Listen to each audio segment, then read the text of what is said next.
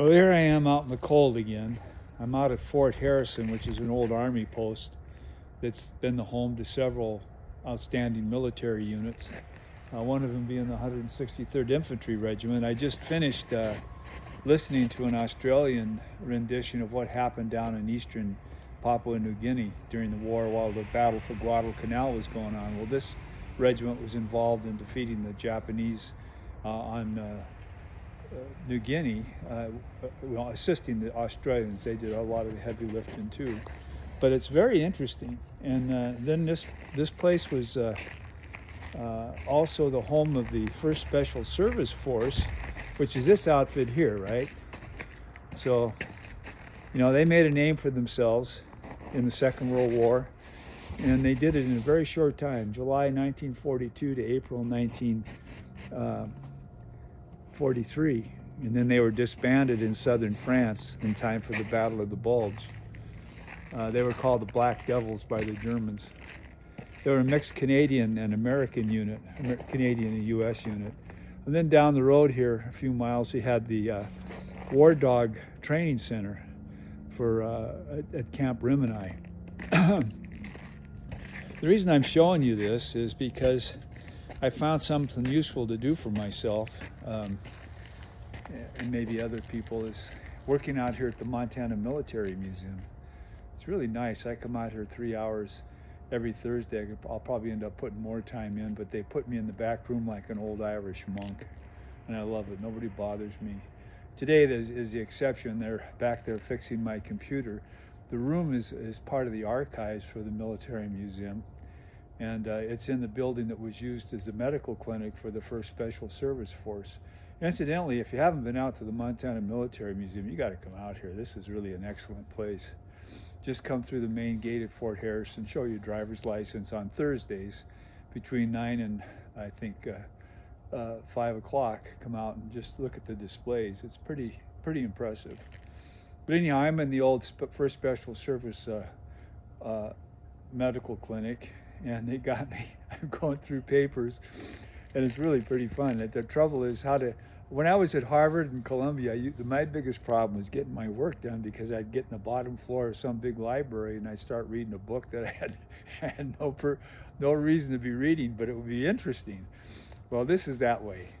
And so this morning, I've only been here an hour before they kicked me out, but I already read about the 5th Infantry, which all their companies that came up from Kansas to Miles City with General Nelson Miles to chase down Crazy Horse and Sitting Bull, and then they're the ones that went and tracked down Chief Joseph when he made his famous speech up in the Bear Paws Mountains that he'd fight no more forever. Then I was reading about the 7th Infantry, which was here in another part of Montana, and who was in their companies, and then I got that rendition of what happened in eastern New Guinea. From the Australian point of view, they took some severe casualties from the Japanese, but that was happening as part of the same major military offensive by the U.S. to clean the Japanese out of Guadalcanal. Also, they wanted to clean the Japanese out of eastern New Guinea. So it was a really tough campaign in the swamp, jungles. The 163rd from Montana was part of the 41st Infantry Regiment, which became, through the war, known as the Jungleers, because they fought the whole war in the jungle. And the War Dog Training Center, I talked a little bit about that. Some of the people that were there training there, that went off to recover aircraft crews that went down in Newfoundland and places like that as they were ferrying troops to Europe during the Second World War. Some participated in the Battle of the Bulge. Anyhow, I'm here and I wanted to show this to you. I'm going to show you more later if I get a chance. But the thing that I wanted to talk about is this notion I have to talk about the Mexican-American War, where the United States invaded Mexico under the orders of President Polk, who was like President Trump. He had his eyes on other people's territory and wanted us to get it. And what ensued was a pretty painful war that nobody likes to talk about. And I think to begin understanding that, before I get into the details of it over the next couple of episodes, You need to understand that in 1846 is when the Irish potato famine was at the height of it. And Irish immigrants were pouring into this country, and there was very strong feeling against Irish people. 1845, 46. There were churches being burnt down and parochial schools for Irish being destroyed. Irish were not being allowed to vote. No Irish need not apply. And anybody who's of an Irish heritage that has any backbone at all needs to appreciate that we have a lot in common with the blacks and also with the Mexican Americans that are being, I think, mistreated right now. We shouldn't allow for that. It happened to us, and it could happen to anybody. But anyhow, during that time, 1845, 46, is when the recruiting started to build the army that would go to Mexico.